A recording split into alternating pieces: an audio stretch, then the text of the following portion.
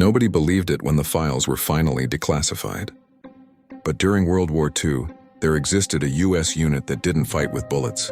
They fought with paintbrushes, rubber tanks, and sound effects.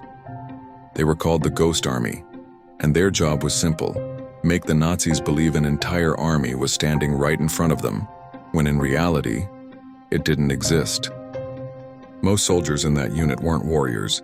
They were artists, fashion designers, set builders, sound engineers, guys who should have been sketching in New York cafes, not dodging gunfire in France. But the war didn't care about dreams. On one mission, the Ghost Army received an impossible order: convince the Germans that 30,000 American troops are gathering near the Rhine. The problem, they only had 100 men. Yet that night, as darkness fell, the artists went to work. They inflated giant rubber tanks, so real from a distance they fooled pilots. They painted fake shadows on the ground to mimic the weight of heavy machinery. They drove a handful of trucks in endless loops, kicking up enough dust to simulate troop movement. And then came the sound.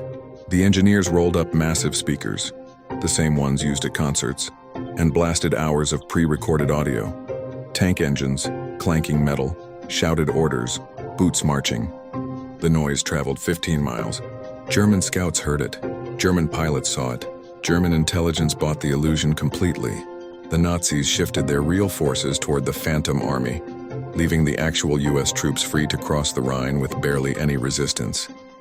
The Ghost Army saved tens of thousands of lives, without firing a single shot. Years later, one survivor said something that still sticks with me. "We were sent to war armed with imagination, and somehow it was enough." They were soldiers who never meant to kill. Artists who defended a world they hoped to return to. A unit built on lies and that saved real people. And for decades, almost no one knew they existed.